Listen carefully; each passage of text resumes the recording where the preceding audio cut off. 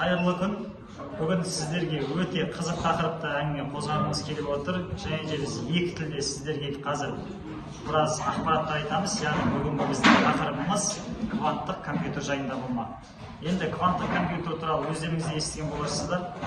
Біз енді әрине зерттеуші ғалым емеспіз, дегенмен де осы кванттық компьютерға байланысты өзіміздің білген ақпараттарымызды сіздерге айтқымыз келіп отыр. Менің есімім Олан және әріптесім Ранмир. Ранмир, ендігі сұрағым жалпылама кванттық компьютер деген не? Всем здравствуйте. Улан, спасибо. Сегодня мы с вами поговорим о квантовом компьютере, который в последнее время сейчас стал очень распространенным. Квантовый компьютер работает в суперпозиции. Если мы с вами обратим внимание на простые компьютеры, он работает в позиции или 0, или 1. Если смотреть на квантовый механизм, он работает сразу же в суперпозиции на 0 и на 1. То есть он решает сразу несколько решений, то есть и решения намного быстрее, да, чем простые компьютеры. Вот можно простыми словами объяснить квантовый механизм. Менің бір сұрағым болып тұр. Енді біз сияқты қарапайым адамдар осы кванттық компьютерді ала ала ма, және де бұл жалпылама қарапайым адамдарға қаншалықты қолжетімді деген сұрақ.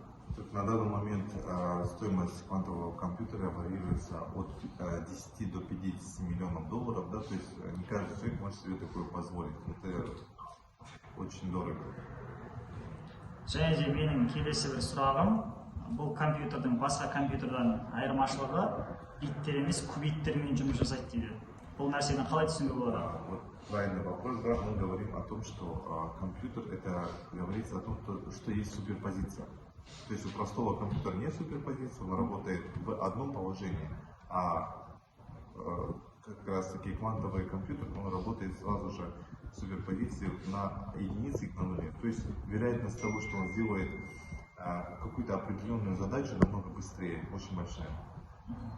Енді менің келесі бір сұрағым болып тұр, яғни мысалы қарапайым компьютерлар, транзисторлар жұмыс жасайды десек, қарапайым компьютерларда, ал бұл компьютерларда фотон мен протондар дейді. Бұл нәрсені қалай түсінуімізге болады?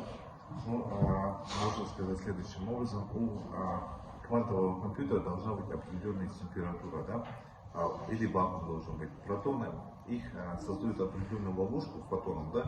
И то есть посредством фотонов получается работа компьютера. Просто так должна быть проходить определенная работа. В простом же компьютере он работает от электричества, от битов, да? Вот в чем разница квантового механизма от простого компьютера.